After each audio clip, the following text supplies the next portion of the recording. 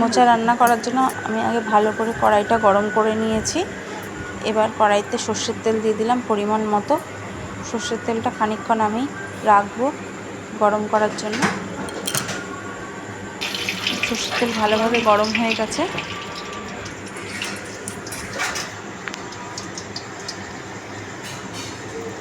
আপনারাও আগে থেকে ছোটো ছোটো করে মোচা কেটে ধুয়ে রেখে দেবেন আর লবণ দিয়ে মোচাটাকে ধোবেন, তাহলে আর সিদ্ধ করার দরকার নেই। মোচা সিদ্ধ করে নিলে মোচার সমস্ত পুষ্টিগুণটা চলে যায়। ওই জন্য চেষ্টা করবেন যে সিদ্ধ না করে একবারই মোচা রান্না করতে।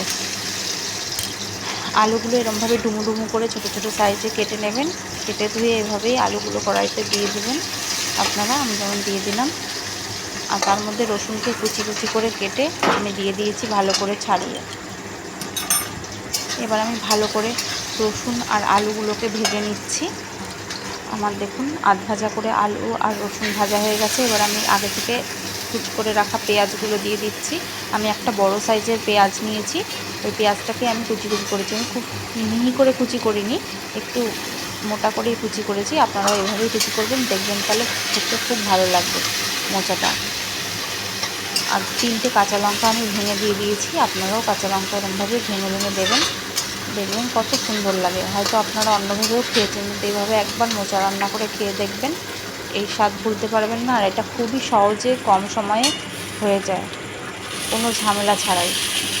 আলু আর পেঁয়াজ আমার ভাজা হয়ে গেছে। এবার আমি মোচা কুচি কুচি করে কেটে রাখা মোচাগুলো দিয়ে দিচ্ছি। এবার মোচাগুলো দিয়ে ভালো করে নাড়িয়ে চাড়িয়ে নেব।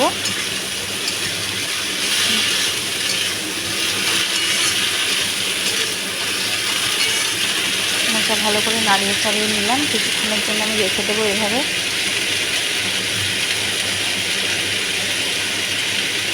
দিয়ে আবার আমি মোচাটাকে নাড়িয়ে চাড়িয়ে নিয়ে তার মধ্যে এক এক করে মশলা অ্যাড করে দেব। দেখুন ভালোভাবে মোচাটা ভাজা ভাজা হয়ে গেছে। এবার আমি 1 চামচ মতো আদা বাটা দিয়ে দিলাম, 1 চামচ মতো জিরের গুঁড়ো দিয়ে দেব, পরিমাণ মতো লবণ দিয়ে দেব। দিয়ে আমি এবার সমস্ত মশলা দিয়ে মোচাটাকে ভালোভাবে নাড়াচাড়া করে ভেজে নেব। ভালোভাবে আমি ভেজে নিয়েছি মোচাটাকে। এবার আমার দেখুন মোচাটা ভালোভাবে ভাজা হয়ে গেছে সমস্ত মশলার সঙ্গে। এবার সামান্য পরিমাণে আমি হলুদ গুঁড়ো দিয়ে দিচ্ছি আর আখের গুড় আমি দেবো। আপনারা চাইলে চিনিও ব্যবহার করতে পারেন। আমি যেহেতু রান্নায় বেশিরভাগ ক্ষেত্রে চিনি দিই না, আখের গুঁড়ো দিই। আপনারাও আখের গুঁড়ো দিতে পারেন, চিনিও দিতে পারেন। আখের গুড় দিলে স্বাদ কিন্তু নষ্ট হয় না, একই স্বাদই থাকে। আর আখের গুড়টা খাওয়া স্বাস্থ্যের পক্ষেও ভালো, ওই জন্য আমরা আখের গুড়টাই বেশি ব্যবহার করি। ভালোভাবে আখের গুড় আর লবণ দিয়ে সমস্ত মশলার সঙ্গে মোচাটাকে ভালো করে কষিয়ে নিয়েছি। মোচাটা ভালো করে কষাবেন, দেখবেন খেতেও ভালো লাগছে। যাতে মশলার গন্ধ না থাকে, এভাবে মোচাটাকে ভালো করে কষিয়ে নেবেন। সুন্দর করে আমার মোচা কষানো হয়ে গেছে। এবার আমি পরিমাণ মতো জল দিয়ে দিচ্ছি। এভাবে জল দিয়ে আপনারা করার চেষ্টা করবেন মোচাটা, দেখবেন মোচাটা খুবই নরম হচ্ছে, শক্ত হয়ে মুখে বাঁধবে না। আমার দেখুন মোচাটা একেবারে রেডি হয়ে গেছে। গ্রেভিটাও অনেকটা নড়ে সুন্দর হয়ে গেছে। আমি এর মধ্যে সামান্য পরিমাণ ঘি আর গরম মশলা দিয়ে দিয়েছি।